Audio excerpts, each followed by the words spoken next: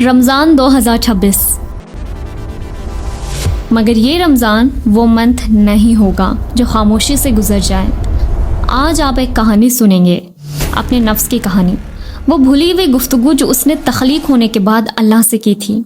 और इस बाबरकत महीने में रमज़ान के राज एक एक करके खुलेंगे। जब शयातीन को जंजीरों में जकड़ दिया जाता है, जहन्नम के दरवाजे बंद कर दिए जाते हैं और जन्नत के दरवाजे खोल दिए जाते हैं। आसमानों में भी बहुत गैर मामूली हलचल होगी और हमारी रूह में भी, क्योंकि रमज़ान आ रहा है। जब रोज़े की तख्लीक के पीछे छिपे आप राज सुनेंगे तो आप हैरान हो जाओगे। उससे पहले आप देख रहे हैं निकाबी शगुफ्ता चैनल, सो इस चैनल को सब्सक्राइब कर ले ताकि इस टाइप की वीडियोस आपको मिले रमज़ान से पहले और रमज़ान में भी। अल्लाह अज़्ज़ व जल अपने बंदों को भूखा क्यों रखना चाहेंगे? हम इस सवाल का एक बहुत ही ताकतवर हिकायत यानी स्टोरी के ज़रिए समझ सकते हैं।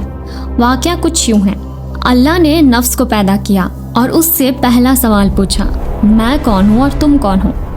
नफ्स रुका, वो एक लम्हे के लिए भी नहीं हिचकिचाया। उसने कहा, तुम हो, मैं हूँ। इस जवाब में एक चैलेंज था, एक सरकशी थी। वो कह रहा था मेरा भी वजूद है, मैं अलग नहीं हूँ, मैं आज़ाद हूँ। इस तकब्बुर की वजह से नफ्स को जहन्नम में डाल दिया गया। आग ने उसे घेर लिया, उसे जलाया, उसे टुकड़े टुकड़े कर दिया। वक्त गुजरता गया, कोई नहीं जानता कितना वक्त गुजरा। फिर वही आवाज़ दोबारा आई, मैं कौन हूँ और तुम कौन हो? नफ्स आग से बाहर आया, अभी भी अपनी ईगो पर डटा हुआ। उससे कहा, मैं हूँ, तुम हो।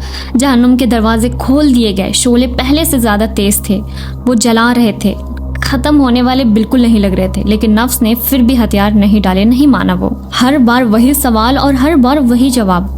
आग उसे पिघला ना सकी, सज़ा उसे झुका ना सकी। फिर कहानी बदली। इस बार ना जहन्नुम थी न आग था। इस बार नफ्स को भूखा रखा गया। दिन गुजरते गए, ताकत ख़त्म होने लगी, तकब्बुर टूटने लगा, खुद एतबादी हिल गई। वो चीज़ें जिसे वो मैं कहता था कमज़ोर पड़ गई। और फिर वो आवाज़ एक बार फिर आई, मैं कौन हूँ और तुम कौन हो? अब नफ्स ने जवाब देने की कोशिश की। उसकी आवाज़ काँप रही थी, तुम मेरे रब हो और मैं तुम्हारा कमज़ोर गुलाम हूँ। इस कहानी का छिपा हुआ पैगाम ये है कि आग नफ्स को जलाती तो है मगर उसे आजिज़ हम्बल नहीं बनाती। इंसान वक्ती तौर पर सख्ती बर्दाश्त कर लेता है, लेकिन अंदर की अना बाकी रहती है।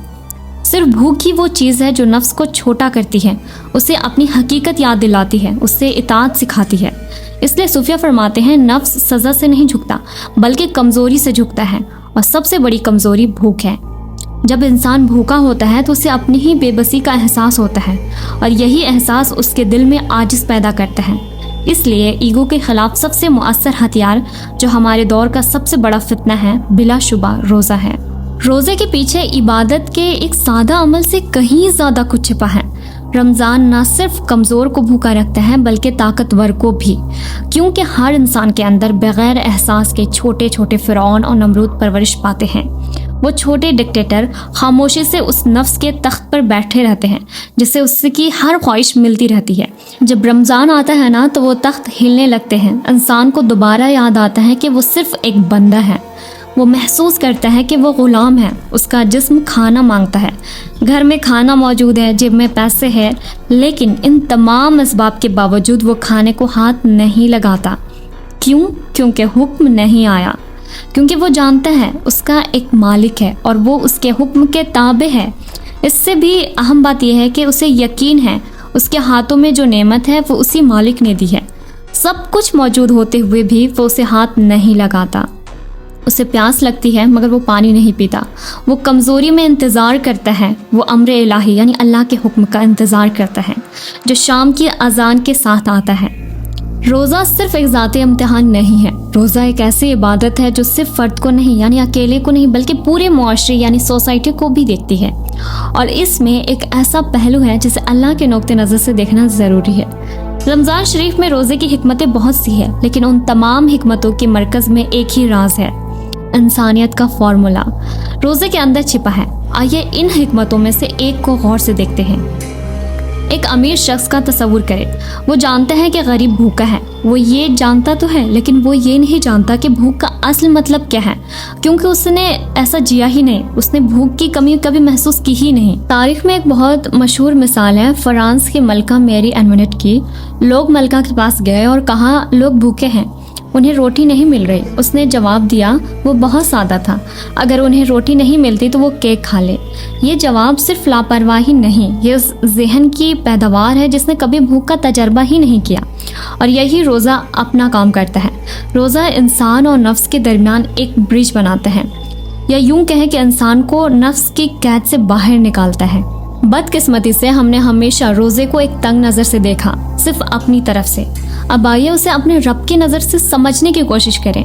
اللہ عز و جل اپنا تعارف کرواتا ہے، وہ فرماتے ہیں میں رحمان ہوں، میں رحیم ہوں، لیکن اکثر اوقات ہم اسے دیکھ نہیں پاتے۔ کیوں؟ کیونکہ انسان میں ایک عجیب خصلت ہے، انسان جو کانوں سے سنتا ہے اس کا ثبوت اپنی آنکھوں سے ڈھونڈتا ہے۔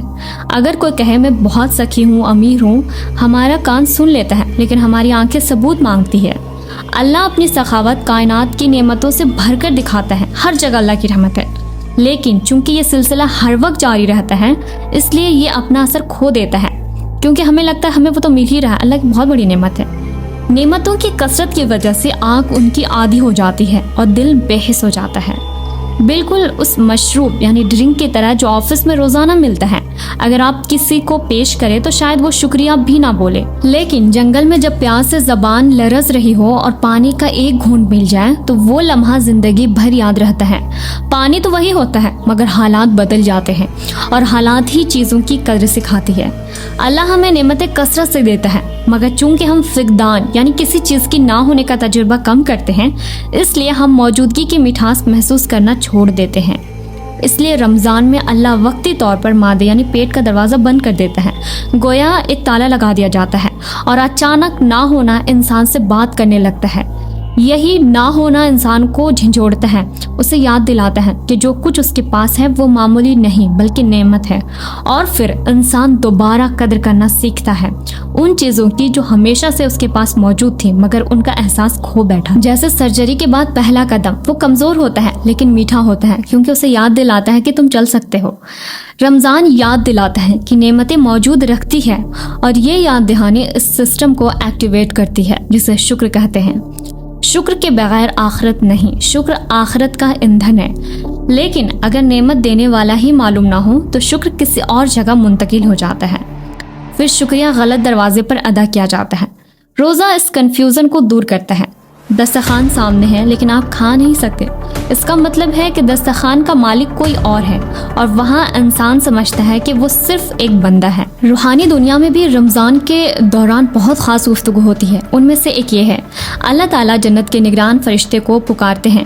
رضوان سب سے وفادار فرشتوں میں سے ہے اور اللہ کے احکامات بجا لانے کے لیے ہمیشہ تیار رہتا ہے۔ رضوان کہتے ہیں میں حاضر ہوں میرا رب آپ کی خدمت میں۔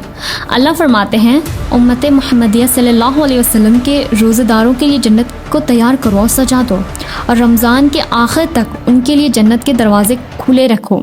پھر اللہ مالک یعنی جہنم کے نگران کو پکارتے ہیں، مالک جواب دیتا ہے میں حاضر ہوں میرے رب۔ اللہ انہیں حکم دیتے ہیں امت محمدیہ کے روزے داروں کے لیے جہنم کے دروازے بند کر دو اور انہیں رمضان کے آخر تک بند رکھو۔ سبحان اللہ۔ پھر اللہ جبرائیل علیہ السلام کو پکارتے ہیں جو انبیاء تک پیغام پہنچانے والے سردار فرشتے ہیں۔ اللہ عز و جل انہیں حکم دیتے ہیں کہ زمین پر اتریں اور سرکشی شیاطین کو قید کر لیں تاکہ وہ امت محمدیہ کے روزے داروں کی عبادت اور افطار میں خلل نہ ڈالے۔ جبرائیل علیہ السلام جانتے ہیں کہ شیاطین خاص طور پر رمضان میں موقع تلاش کرتے ہیں، اس لیے وہ فوراً حکم کی تعمیر کرتے ہیں۔ اللہ تعالیٰ ہر دن بہت سے مومنوں کو جہنم سے آزاد کرتے ہیں۔ اللہ نے ہر آسمان میں فرشتے مقرر کیے ہیں جو موتیوں اور جواہرات سے مزین ہیں۔ یہ فرشتے پکارتے ہیں ہے کوئی توبہ کرنے والا اس کی توبہ قبول کی جائے، ہے کوئی دعا کرنے والا اس کی دعا قبول کی جائے، ہے کوئی بخشش مانگنے والا اللہ اس کے گناہ معاف کر دے۔ اللہ عز و جل خود بھی رمضان کے مہینے میں اپنے بندوں کو پکارتے ہیں اے میرے بندوں اور بندیوں، تمہیں خوشخبری ہو، صبر کرو اور اپنی عبادت جاری رکھو، جلد ہی میں تمہاری مشکلات دور کر دوں گا اور تم میری رحمت تک پہنچ جاؤ گے۔ پھر لیلۃ القدر، رمضان کی سب سے بابرکت رات، جبرائیل علیہ السلام فرشتوں کی جماعت کے ساتھ زمین پر اترتے ہیں اور عبادت کرنے والوں کے لیے دعا کرتے ہیں۔ رمضان کا افطار کا دسترخوان سجا، روٹی موجود، پانی موجود، لیکن انسان بیٹھ کر کھا نہیں سکتا۔ یہ منظر رمضان کے سب سے خاموش لیکن سب سے مضبوط اسباق میں سے ایک ہے، کیونکہ مسئلہ بھوک نہیں، مسئلہ ان چیزوں تک نہ پہنچ پانا جو بالکل سامنے پڑی ہے۔ यहाँ इंसान को पहली बार किसी चीज़ का एहसास होता है, ये दस्तरखान मेरा नहीं है। आम मेहमान नवाजी में आप मेज़बान के कहने से पहले नहीं बैठते, ये आदाब की बात है। लेकिन रमज़ान में कुछ दिलचस्प होता है। अगर मेज़बान कह भी दे कि प्लीज़ खाएं, तब भी आप नहीं खा सकते। क्यों? यहाँ मेज़बान से ऊपर भी एक मर्ज़ी मौजूद है और वहाँ इंसान सीखता है कि वो किसी के अल्फाज का इंतज़ार कर रहा है। रमज़ान वो वक्त है जो बंदे को सबसे सादा तरीके से सिखाता है कि वो बंदा है। एक हलाल चीज़ सामने पड़ी है मगर वो उसे छू नहीं सकता क्योंकि हुक्म ऐसा ही है। यहाँ एक बहुत बारीकी हकीकत वाज़ेह होती है। कोई भी चीज़ अपनी ज़ात में हलाल या हराम नहीं होती। हलाल और हराम अल्लाह के फ़ैसले से वजूद में आती है। रोटी हलाल है, पानी हलाल है, लेकिन रमज़ान में वक्त आने से पहले आप उन तक पहुँच नहीं सकते। ये दिखाता है कि उसूल देने वाला ही असल उसूल है। ये वो लम्हा है जब रबूबियत यानी अल्लाह का पालने वाला होना सबसे ज़्यादा वाज़ेह महसूस होती है। इंसान समझता है मैं अपना हाथ सिर्फ हराम से नहीं रोक रहा बल्कि हलाल से भी रोक रहा हूँ। जो शख्स रमज़ान में हलाल से दूर रह सकता है वो रमज़ान के बाद हराम से ज़्यादा आसानी से दूर रह सकता है। ये ट्रेनिंग है, खामोश, सख्त मगर सिखाने वाली। अल्लाह अज़्ज़ा वजल रमज़ान में एक पाबंदी लगाता है ताकि इंसान अपनी नफसानी और हैवानी ख्वाहिशात से आज़ाद हो सके। इस पाबंदी का मरकज़ कहाँ है? मादा यानी स्टोमच। मादा हैवानी ख्वाहिशात का मेन सेंटर है। जब यहाँ सप्लाई कम होती है तो क्या होता है? आम तौर पर सारा जिस्म मादे के लिए काम करता है। दिमाग सोचता है शाम को क्या खाना, आंखें दस्तरखान तलाश करती है। लेकिन जब सप्लाई कट जाती है तो सिस्टम को अपनी असली ड्यूटी याद आती है। आंखें कहती है मैं सिर्फ खाना देखने के लिए नहीं, दिमाग कहता है मैं सिर्फ मेन्यू प्लान करने के लिए नहीं हूँ। ये वो खामोशी इनकलाब है जो रमज़ान इंसान के अंदर बर्पा करता है। जो लोग ये माना नहीं जानते वो रमज़ान में चिड़चिड़े हो जाते हैं क्योंकि जब मादा खाली होता है तो वो इस खाली जगह को कुरान, दुआ, फिक्र से भरना नहीं जानते। हालांकि यही वो खाली जगह है जहाँ इंसान को वाकई इंसान बनाता है। देखिए, रमज़ान शरीफ में मोमिनीन अचानक एक मुंजिम फ़ौज की तरह बन जाते हैं। फ़ौज का मतलब डिसिप्लिन, इत्तेहाद और इताअत। हम सब एक साथ खाना रोकते हैं, एक साथ खाना शुरू करते हैं। ये वो मंजर जो अल्लाह को बहुत पसंद है क्योंकि अल्लाह अपने बंदों को बिखरा हुआ नहीं बल्कि जुड़ा हुआ देखना चाहता है। मिसाल के तौर पर जंगल में दरख्त अकेले होते हैं, उनकी जड़ें किलोमीटर तक फैली होती है मगर वो रहमत यानी बारिश को नहीं खींच पाती। लेकिन चाय के पौधे छोटे और कमज़ोर होते हैं मगर वो साथ साथ खड़े होते हैं तो वहाँ बारिश कभी नहीं रुकती। रमज़ान में मोमिन साथ खड़े होते हैं तो रहमत नाजिल होने लगती है। दुआ भी ऐसे ही है, वो जितनी इज्तिमाई होती है कबूलियत के उतने ही करीब होती है। बदिउज़ ज़मा सईद नूरसी रहमतुल्लाह इस हकीकत को एक बहुत ही ज़बरदस्त जुमले में बयां करते हैं। दुआ कबूलियत के करीब नहीं आती जब तक कि वो इज्तिमाइयत हासिल ना करे। यानी दुआ जितने इज्तिमाई होगी, जितने लोग होंगे, उतनी ही ताकत से आसमानों की तरफ उठेगी। रमज़ान में लाखों लोग एक ही वक्त पर एक ही नियत से भूखे रहते हैं। ये मामूली भूख नहीं है, ये इताअत की इज्तिमाई हालात है। अगर आप बाजार से टमाटर खरीदें तो चुन चुन कर लेते हैं, खराब हटा देते हैं। लेकिन जब टनों के हिसाब से टमाटर उठाए जाते हैं तो कमज़ोर वाले भी साथ चले आते हैं। रहमत भी ऐसे ही है। रमज़ान में लोग अकेले नहीं आते, वो हुजूम की शक्ल में आते हैं। तब रहमत चुनना बंद कर देती है। वो कहती है ये इकट्ठे आए हैं तो जिनमें खामियां हैं उन्हें भी अंदर ले लो। अमीर और गरीब के दरमियान एक ना दिखने वाली दीवार होती है। रमज़ान उस दीवार को पतला कर देता है। अमीर भूख का तजर्बा करता है, गरीब देखता है कि वो अकेला नहीं है। यहाँ शुक्र का मसला आता है। शुक्र का मतलब ये नहीं कि हाथ पर हाथ रख कर बैठ जाओ। शुक्र का मतलब है कि कोशिश करना, लेकिन ये जानना कि नतीजा अल्लाह की तरफ से है। अमीर के पास वसाइल है इसलिए उसकी जिम्मेदारी ज्यादा है। इसलिए हजरत उमर रज़ी अल्लाह तआला अन्हु रातों को पीठ पर बोरी लादकर गलियों में फिरते थे। वो फरमाते हैं कि अगर फुर्रात के किनारे कोई कुत्ता भी भूखा मर गया तो अल्लाह उमर से उसका सवाल करेगा। ये पोजीशन का डर नहीं, जिम्मेदारी का एहसास है। इस मफहूम की एक जीती जागती मिसाल इमाम आज़म अबू हनीफा रहमतुल्लाह का है। एक दिन लोग उनके पास आए और सरगोशी की, आपका जहाज़ डूब गया है। इमाम ने अपने दिल पर हाथ रखा और कहा अल्हम्दुलिल्लाह। थोड़ी देर बाद वो दोबारा आया और कहा जो जहाज़ डूबे थे वो आपके नहीं थे। इमाम ने फिर दिल पर हाथ रखा और कहा अल्हम्दुलिल्लाह। ये दोनों अल्हम्दुलिल्लाह बाहर से एक जैसे लगते हैं मगर अंदर से बहुत अलग है। इमाम ने अपने दिल चेक किया, क्या उन्हें गम हुआ, क्या उन्हें खुशी हुई, क्या दुनिया की मोहब्बत ने दिल को छुआ। जब देखा कि नहीं छुआ तो शुक्र अदा किया। ये रवैया दुनिया को हकीर समझना नहीं बल्कि दुनिया को उसको सही जगह पर रखना है। उसे समझने के लिए एक मिसाल सोचें। एक शख्स जिसके पास पूरी दुनिया में बड़ी बड़ी कंपनियां हो और उसके पास गांव में एक छोटी सी दुकान भी हो। اگر کوئی کہے کہ دکان میں نقصان ہو گیا اس کا دل کانپے گا؟ نہیں، کیونکہ اس کا اصل سرمایہ وہاں نہیں ہے۔ امام ابو حنیفہ رحمۃ اللہ کے لیے آخرت ان بڑی کمپنیوں جیسے تھی اور دنیا اس چھوٹی دکان جیسی، لیکن اگر کسی کا کل سرمایہ ہی وہ چھوٹی دکان ہو تو اس کا دل ضرور کانپے گا۔ رمضان انسان کو سکھاتا ہے کہ اس کا اصل سرمایہ کہاں ہے۔ انسان شکریہ ادا کرنا جانتا ہے، لیکن وہ ہمیشہ یہ نہیں جانتا کہ شکریہ کس کا ادا کرنا ہے۔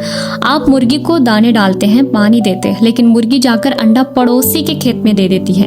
آپ کیا کہیں گے؟ آپ کہیں گے مرغی اپنی ڈیوٹی بھول گئی۔ انسان بھی ایسا ہو سکتا ہے، اللہ دیتا ہے مگر انسان اپنا شکریہ اسباب یعنی کازز کی طرف موڑ دیتا ہے، ڈاکٹر کو، باس کو، قسمت کو، وقت کو۔ بدیع الزماں سید نورسی فرماتے ہیں کہ اگر انسان نہ جانے کس کا شکر ادا کرنا ہے تو شکر شرک میں بدل جاتا ہے۔ یہ جملہ بھاری ہے مگر سچ ہے۔ روزہ ان پردوں کو ہٹا دیتا ہے۔ روٹی ہے، منہ ہے، ہاتھ ہے، مگر آپ کھا نہیں سکتے تو مسئلہ روٹی نہیں، مسئلہ حکم ہے۔ یہاں انسانوں کا احساس ہوتا ہے کہ میں کھا نہیں رہا تھا، مجھے کھلایا جا رہا تھا۔ یہ احساس شکر کا رخ درست کر دیتا ہے۔ اکثر اوقات انسان دینے والے کو نہیں دیکھ پاتا کیونکہ نعمتیں بہت زیادہ ہیں، جیسے سورج کو نہیں دیکھا جا سکتا کیونکہ وہ بہت روشن ہے۔ اللہ اتنا دیتا ہے کہ انسان عادی ہو جاتا ہے۔ جو کھانا روز کھایا جائے وہ معمولی لگتا ہے، لیکن جب نہ ہونا آتا ہے تو ہونا بولنے لگتا ہے۔ رمضان کچھ وقت کے لیے یہ نہ ہونا لاتا ہے۔ اگر کوئی انسان کئی دن چل نہ سکے تو جس دن وہ پہلا قدم اٹھاتا ہے وہ اسے عید لگتا ہے۔ رمضان ایسا ہی ہے، سارا دن پیاس سے رہے، شام کو پانی کا ایک گھونٹ پیا، وہ پانی اب عام پانی نہیں رہا، وہ نعمت بن گیا، اور نعمت کے بعد شکر آتا ہے۔ رمضان میں کچھ بدلتا ہے۔ باہر سے شاید انسان وہی رہے، وہی چہرہ، وہی جسم، لیکن اندر کچھ ڈھیلا ہونے لگتا ہے، کیونکہ روزہ انسان کو حیوانی رویوں سے الگ کرتا ہے۔ عام طور پر انسان جب چاہتا ہے کھاتا ہے، جب چاہتا ہے سوتا ہے۔ یہ حالات جانور کے قریب ہے، کیونکہ جانور کے لیے کوئی وقت یا قید نہیں ہوتی۔ رمضان آتا ہے اور لمٹ لگا دیتا ہے۔ بھوک لگی ہے مگر کھا نہیں سکتا۔ یہ ول پاور کا معاملہ نہیں ہے، یہ ضبط نفس ہے، اور یہی چیز انسان کو انسان بناتی ہے۔ اصلی آزادی یہ نہیں کہ آپ جو چاہو وہ کرو، اصلی آزادی یہ ہے کہ آپ چاہنے کے باوجود بھی وہ کام نہ کرنے کی طاقت رکھتے ہو۔ رمضان انسان کو آٹومیٹک زندگی سے نکالتا ہے۔ غفلت کیا ہے، بنا ہوش کے جینا، اور روزہ ہوش کے ساتھ جینا سکھاتا ہے۔ جب معدہ خاموش ہوتا ہے تو دل بولنے لگتا ہے۔ اس لیے رمضان میں تلاوت کا مزہ الگ ہے، نماز کا اثر الگ ہے۔ انسان پہلی بار اپنے اندر کی آواز سنتا ہے۔ روزہ خواہشات کو ختم نہیں کرتا، انہیں مینیج کرنا سکھاتا ہے۔ جو شخص رمضان میں حلال سے خود کو روک سکتا ہے وہ رمضان کے بعد حرام کے مقابلے میں زیادہ مضبوط کھڑا ہوتا ہے۔ رمضان وہ وقت ہے جب سلطان عزل اپنے بندوں کو دعوت پر بلاتا ہے، مگر یہ دعوت عام دعوتوں جیسی نہیں۔ یہاں آپ بلائے جانے سے پہلے نہیں بیٹھتے۔ بدیع الزماں اس منظر کو بڑی پیاری تصویر کشی کرتے ہیں۔ مومن ایسے کھڑے ہوتے ہیں جیسے مہمان بسم اللہ کے حکم کا انتظار کر رہے ہو۔ یہ انتظار اطاعت بھی ہے اور وقار بھی۔ امیر اور غریب ایک ہی وقت پر بھوکے ہیں، ایک ہی وقت پر منتظر ہیں۔ یہ برابری دل کے اندر کا تکبر نرم کر دیتی ہے۔ افطاری کا لمحہ اس لیے طاقتور ہے کہ اس وقت صرف معدہ نہیں کھلتا، دل بھی کھل جاتا ہے۔ انسان محسوس کرتا ہے میں نے حکم مانا اور اب مجھے نوازا جا رہا ہے۔ رمضان ختم ہوتا ہے، کیلنڈر کے صفحات بدلتے ہیں، سحری رک جاتی ہے، لیکن اصل سوال یہ ہے کیا واقعی رمضان ختم ہو گیا؟ اگر رمضان صرف بھوکا رہنے کا نام ہوتا تو یہ عید پر ختم ہو جاتا، لیکن رمضان انسان پر ایک نشان چھوڑنے آتا ہے۔ اگر یہ 4 چیزیں رمضان کے بعد باقی رہے تو سمجھ لے رمضان آپ کے ساتھ ہے۔ پہلا، شکر، جو صرف زبان سے نہ ہو بلکہ صحیح مالک کی پہچان کے ساتھ ہو۔ دوسرا ہے گناہ سے رکنے کی طاقت۔ تیسرا ہے یاد رکھنا کہ میں میزبان نہیں مہمان ہوں۔ چوتھا ہے اجتماعیت، کہ میں اکیلا نہیں ہوں، امت کے ساتھ ہوں۔ اگر یہ چیزیں باقی ہے تو رمضان ابھی بھی ہمارے اندر زندہ ہے۔ آخر میں صرف ایک سوال خود سے ہم سب پوچھیں گے، اس مہینے میں کون بن گیا؟ اگر اس کا جواب مثبت ہے تو مبارک ہو، رمضان نے اپنا حق ادا کر دیا۔ یا اللہ ہمیں رمضان کی قدر کرنے والوں میں شامل فرما، نہ کہ صرف اسے گزرتا ہوا دیکھنے والوں میں۔ جو تبدیلیاں تو نے ہمارے اندر پیدا کی ہے انہیں مستقبل فرما۔ آپ دیکھ رہے تھے نقاب شگفتہ، اپنی دعا میں مجھے خاص یاد رکھیں۔ اور ایک بات، جب میں اسکرپٹ لکھ رہی تھی واقعی مجھے بہت کچھ سیکھنے کو ملا جو میں پہلے نہیں جانتی تھی، and I truly hope that you have also learn some thing valuable from this video. And please remember, just because I am share Islamic content یا post, it doesn't mean I am better than you, I am perfect. I am simply a servant of Allah trying my best every single day to become a better Muslim. So ہم سب کی of course کوشش ہوتی ہے کہ ہم اللہ کے قریب ہوں. تو ملتے ہیں اگلی ویڈیو میں کچھ نئی ٹاپک کے ساتھ. تب تک اپنا بہت سارا خیال رکھیں. اور ہاں، ایک بات کیا تھا، چینل کو سبسکرائب کر لینا. جزاک اللہ خیر.